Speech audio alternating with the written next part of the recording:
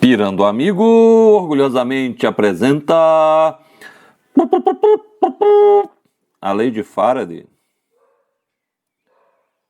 A indução eletromagnética é resumida pela lei de Faraday. A voltagem induzida em uma espira é proporcional ao número de espiras pela taxa segundo o qual o campo magnético varia em seu interior. Conforme já mencionamos, podemos induzir uma voltagem em uma espira de fios de diversas maneiras. Movendo-se a espira através do campo magnético de um próprio ímã próximo. Movendo o ímã próximo à espira, alterando a corrente de uma espira próximo, alterando assim o campo magnético. Entenderemos com mais detalhes mais adiante. As informações são armazenadas e desarmazenadas em um disco rígido de um computador por indução eletromagnética. Antes de avançarmos na lei de Faraday, precisamos ter conhecimento no conceito de fluxo magnético.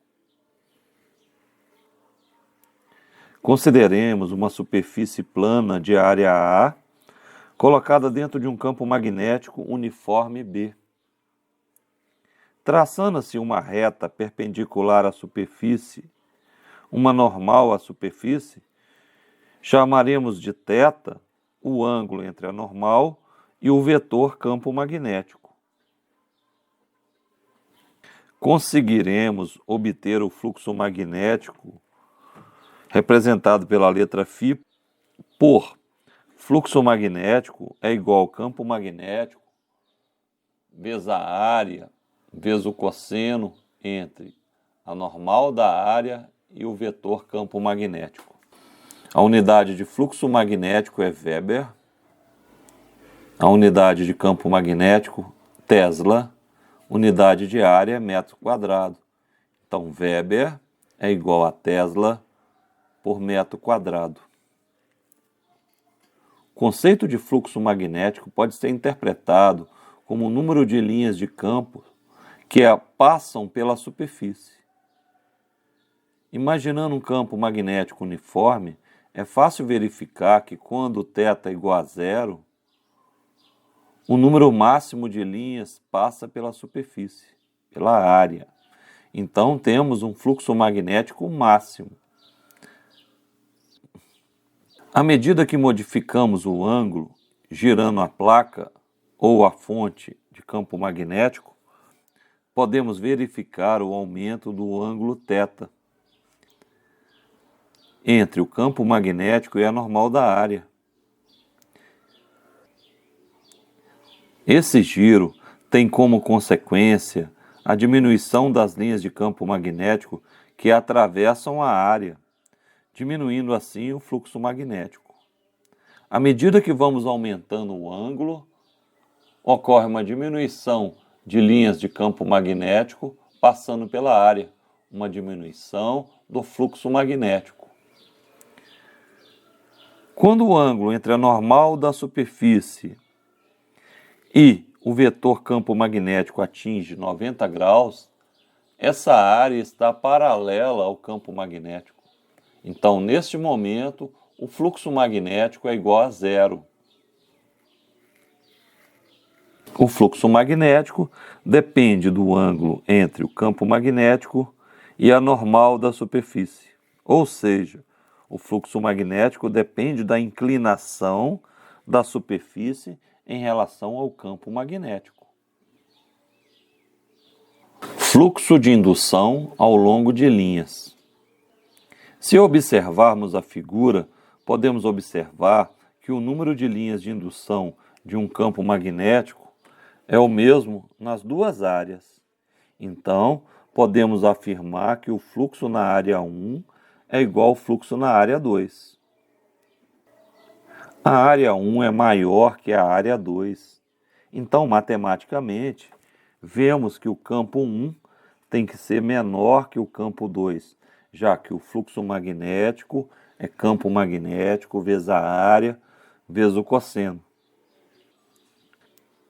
Se observarmos com mais atenção, veremos que, apesar do número de linhas de campo magnético que atravessam as duas superfícies serem o mesmo, a superfície 2, as linhas estão mais próximas.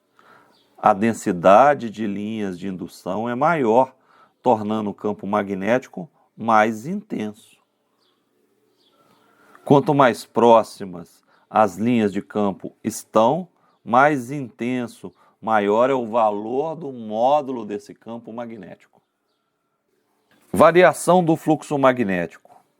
Havíamos visto que, se girarmos a superfície em relação ao campo magnético, ou girarmos o campo magnético em relação à área, estaremos alterando o fluxo magnético. Ou seja, se alterarmos o ângulo entre a normal da área e o campo magnético, alteraremos o fluxo magnético. Existem outras possibilidades para alterar o fluxo magnético, conforme veremos a seguir. Colocando um ímã próximo a um anel, podemos imaginar o número de linhas de campo magnético que passam pelo anel. Não é difícil de enxergar que, se aproximarmos o anel do ímã ou o ímã do anel, o número de linhas de campo magnético que vai passar na área vai aumentar significativamente, aumentando assim o fluxo magnético.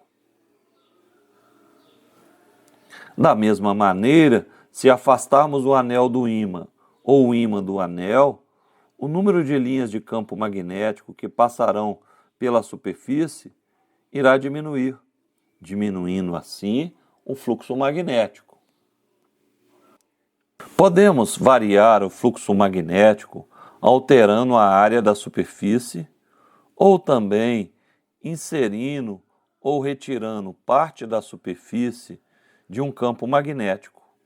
É visível o número de linhas aumenta ou diminui.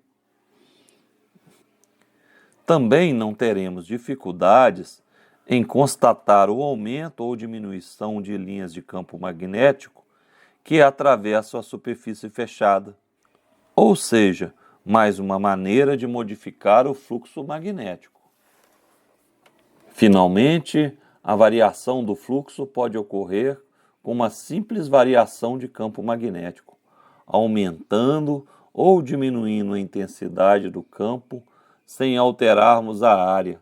Teremos mais uma vez uma variação do fluxo magnético. A lei de Faraday, da indução eletromagnética, nos diz que, se ocorrer uma variação do fluxo magnético através de um circuito, nesse circuito aparecerá uma força eletromotriz induzida. A força eletromotriz é igual à variação do fluxo dividido pelo tempo.